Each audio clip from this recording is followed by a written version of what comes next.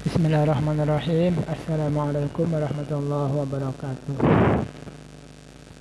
Teman-teman, pada pertemuan terakhir ini ya, kita akan membahas tentang manajemen zakat dan zakat produktifnya. Sebelumnya ya, alhamdulillahirabbil alamin wassalatu wassalamu ala asyrafil anbiya'i wal mursalin sayyidina maulana Muhammad wa ala alihi wa sahbihi ajma'in, amma ba'd. Rabbi shrah li sadri wa yassir li amri wahlul 'uqdatam min lisani yafqahu qawli. Nah, yang pertama ini ya, kita akan membahas tentang manajemen zakat. Jadi sudah kita ketahui ya, zakat itu terbagi menjadi dua, ada yang namanya zakat fitrah ya, dan ada yang namanya zakat mal. Zakat fitrah tentu ya, itu dikeluarkan di bulan puasa ya, sampai hari raya Idul Fitri sebelum naiknya khatib ke atas mimbar ya. Ini. Sementara ya, zakat mal itu adalah zakat yang dikeluarkan berupa harta ya. Ini pertama mungkin ya, zakat emas contohnya, maka 2/5%. Nanti ada zakat pertanian, peternakan, sampai profesi juga ya. Walaupun zakat profesi itu di zaman Nabi tidak ada ya, sekarang itu dikiaskan ya. Ini ke zakat emas, itu bayarnya 2,5%.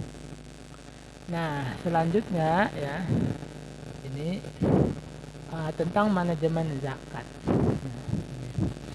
Nah, kalau kita melihat ya, zakat itu fungsinya adalah, tujuannya adalah ya, selain untuk menunaikan ibadah kewajiban ya, kewajiban kita sebagai orang kaya yang mukmin ya, dan juga di sisi lain zakat itu tujuannya adalah untuk memberikan santunan kepada fakir miskin ataupun 8 asnaf agar dia terhindar dari kemiskinan ya, dan menjadi pada akhirnya menjadi orang yang kaya ya. Yang awalnya dia tidak ada duit ya, melarat ya, fakir miskin, terus setelah dikasih zakat dia menjadi orang yang kaya. Nah, ini. Tentu ya, di sana itu bagaimana ya, dengan duit zakat itu bisa dia menjadi orang kaya ya. Untuk menjawab pertanyaan itu diperlukanlah manajemen zakat. Bagaimana ya zakat ini berinfak ya kepada seseorang dan bisa menjadi orang itu, dan membuat orang itu menjadi kaya ya. Tentu diperlukan manajemen. Nah, sehingga ya, dari manajemen zakat ini ya, mengacu pada proses pencapaian tujuan lembaga zakat melalui orang lain ya, dengan melakukan perencanaan, pengorganisasian, pengarahan, dan pengendalian sumber daya organisasi secara efektif dan efisien. Jadi tentu dalam manajemen zakat itu ya, karena tujuan kita untuk memperkaya orang miskin ya ini. Jadi tentu ada yang namanya perencanaan ya, setelah direncanakan ya, pengarahan, pengendalian dana zakat ya ini, sehingga zakat tersebut tepat sasaran, berfungsi nyata ya, tapi tidak menghabiskan anggaran ya, ini. Nah, selanjutnya ya, dalam ayat ini yang dari surah At-Taubah ya 103, dalam ayat tersebut adanya perintah memungut zakat. Tentu kalau ada perintah memungut zakat, itu adalah bagian dari manajemen zakat, ya, bagian dari manajemen zakat, karena disuruh khudh min amwalihim, ambillah dari harta mereka. Nah, tentu di sana berkaitan dengan manajemen zakat. Ya. Nah, selanjutnya ya, ini Allah Ta'ala memerintahkan juga zakat itu dibagi kepada 8 asnaf. Ini innamas shadaqatu lil fuqara wal masakin wal 'amilin 'alaiha dan seterusnya. Nah, itu juga bagian dari ya manajemen zakat. Ya, ketika zakat itu diambil dari orang kaya, maka dia harus dibagi-bagikan. Siapa yang membagikan? Ya, manajemen. Ya. Kita harus tahu ya, oh ini orang fakir, oh ini orang miskin. Ya. Jadi itu kerjaan dari manajemen. Ya. Selanjutnya, harta yang digunakan untuk membayar zakat ini tidak harus sama dengan harta yang dizakati. Contohnya dia emas, ya, zakatnya 2/5 gram, 2,5 gram, ya, apa 2,5%, 2,5% emas. Nah, itu bisa berupa duit, ya, diduitkan, maka duitnya itulah akan menjadi zakatnya, dibayarkan, ya. Selanjutnya juga, ya, nah siapa yang bertugas untuk merubah itu, ya? Nah, ini tentu manajemen zakat itu, ya. Terkadang kan orang kaya nggak tahu dia cara hitung-hitungannya. Nah, itulah fungsinya manajemen zakat, ya. Selanjutnya, penyaluran zakat dapat mengikuti tradisi ataupun kebiasaan setempat. Jadi contohnya dalam mengikuti tradisi kebiasaan setempat, ya, yang dikasih zakat itu atau yang memberi zakat itu langsung oleh muzakinya, maka silahkan muzaki yang membagi, yang langsung ke fakir miskin, dia yang membagi. Kalau seandainya, ya, di sana itu orang terbiasa dikasih ke manajemen zakat, ya, lembaga-lembaga amil zakat, ya kasih ke lembaga amil zakat, ya. Atau dia tidak mau repot, ya, atau lagi ternyata manfaatnya atau namanya apa, maslahatnya lebih banyak ke manajemen zakat, ya, ke lembaga amil, ya, lembaga amil zakat itu lebih banyak daripada masing-masing membagi nanti nggak tepat sasaran, ya. Ini bagus juga, ya, dikasihkan ke lembaga amil zakat, ya. Ini intinya mana yang lebih maslahat untuk para penerima zakat, ya. Ini karena kan muzaki tadi tujuannya bukan hanya menunaikan suatu ibadah kewajiban, tetapi juga untuk membantu fakir miskin agar keluar dari lingkaran kemiskinan, ya. Nah, selanjutnya, ya, dalam konteks mensejahterakan umat, ya, tentu, ya, karena tujuan zakat adalah mensejahterakan umat, ya, tentu penyaluran zakat harus tepat sasaran. Nah, dipilih. Makanya yang bagus ada manajemen zakat, ya, ini tepat sasaran, ya. Yang kedua adalah zakat dapat diberikan dalam bentuk modal usaha. Nah, ini juga bagus, ya. Ini nanti kalau dikasih duit, ya, terkadang orang fakir miskin itu dia idenya nggak jalan, ya. Ketika dikasih duit dia habis buat makan, habis foya-foya, ya, beli baju, ya. Ini nanti habis, ya. Selanjutnya, ya, zakat yang diberikan tidak bersifat konsumtif. Nah, ini apa ini yang bersifat konsumtif? Contohnya, ya, para muzaki, ya, orang kaya ngasih zakat ke lembaga amil zakat, ya, kelas, ya, atau ke Basnas lah contoh ini. Nah, terus jangan sampai Basnas ini, ya, atau dia membelikan susu, gula, gandum, ya, jadi duitnya dibelanjakan, ya, ini akhirnya yang sampai ke fakir miskin itu berupa makanan, ya, gula, gandum, teh, segala macam, itu kurang tepat, ya. Ini kenapa? Itu bersifat konsumtif, ya. Harus, ya, biarin aja dia kasihnya duit, nanti, ya, para fakir miskin itulah nanti dia bagian dari modal dia. Oh, ini ada dapat duit nih 1 juta, dapat duit 2 juta, oh buat saya modal, kan bisa. Tapi kalau dikasih gandum, teh, beras, gimana, ya? Beras juga ada orang miskin, contohnya kan dia petani, ya, dikasih beras lagi, kan kurang tepat, ya. Ini. Nah, selanjutnya, ya, zakat dapat digunakan untuk biaya pendidikan, ya, karena dengan pendidikan itu insya Allah bisa membantu keluarga miskin tadi, ya, mengentas keluar dari kemiskinan, ya. Ini. Selanjutnya, maka tentu, ya, pengelolaan zakat ini bisa didefinisikan sebagai kegiatan perencanaan, direncanakan, pelaksanaan, ada setelah itu pelaksanaannya ada, dan pengordinasian dalam pengumpulan, pendistribusian, dan pendayagunaan zakat. Ini kan. Jadi bagus, ya, pengelolaan zakat ini setelah dikumpulkan, didistribusikan, dan didayagunakan, ya. Ini tentu semuanya itu awalnya ada perencanaan dan pelaksanaan tadi, ya. Ini nanti dilihat, ya, setelah dia kita kumpulkan orangnya, kita data ya, keperluannya apa ditanya ya, kamu Bapak mau petani, ya petani, bagusnya kalau dikasih duit untuk apa, nah kayak begitu ya. Untuk usaha bisa nggak Pak ya, dibelikan alat ini alat itu ya, biar nanti Bapak nanti kedepannya nggak miskin lagi ya. Nah, ini. Tapi kalau dikasih duit aja, kasih amplop, kasih duit ya, terus pulang, dia nggak punya ide ya, nggak dikasih apa-apa, nggak dikasih ilmu ya, ini apalagi dikasih sembako tadi ya, ini ya harinya tiap tahun dia miskin terus ya. Oke, selanjutnya ya, ini organisasi pengelolaan zakat. Ternyata ya zakat ini ya muncul pada tahun kedua Hijriyah. Dan Rasulullah saat itu ya mengemban sebagai dua peran. Yang pertama ada sebagai Rasulullah ya yang memberikan pencerahan hati ya, pokoknya yang berdakwah lah kepada Allah Ta'ala. Yang kedua adalah sebagai pemimpin umat ya, yang harus mensejahterakan umat.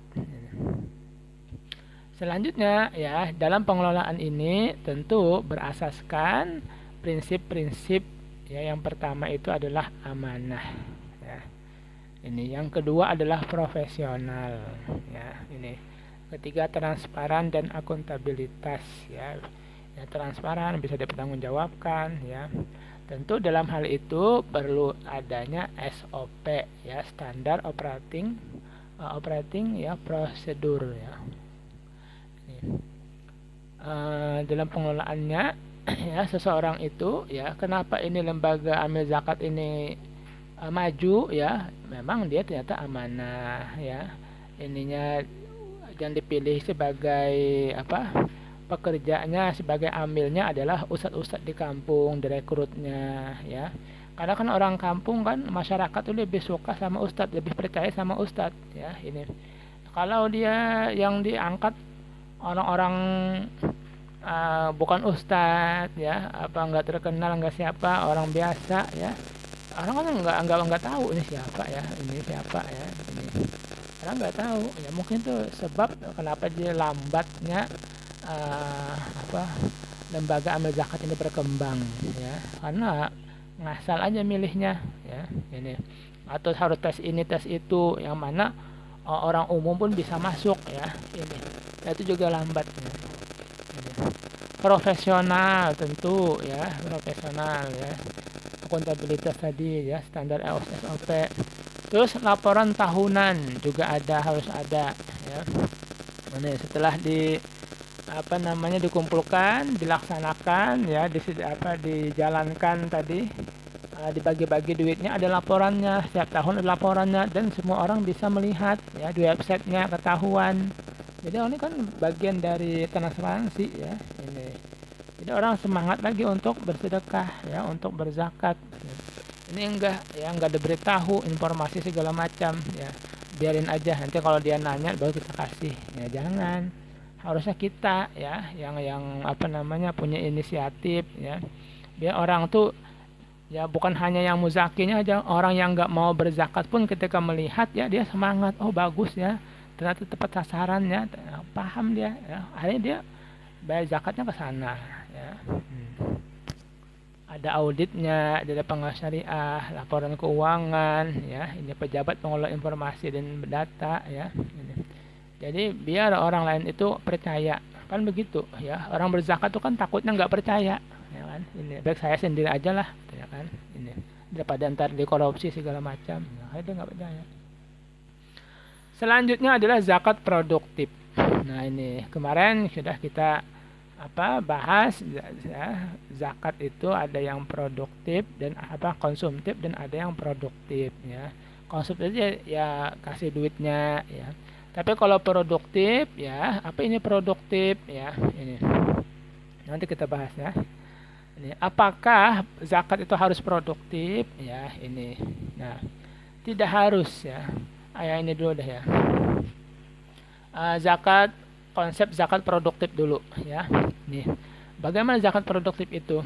Jadi zakat produktif itu yang seharusnya duitnya itu dikasih fakir miskin, contohnya 1 juta.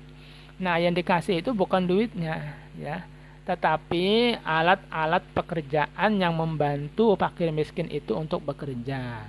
Itu yang pertama, ya. Yang kedua adalah ya zakat produktif itu bisa saja duitnya tadi diinvestasikan, ya.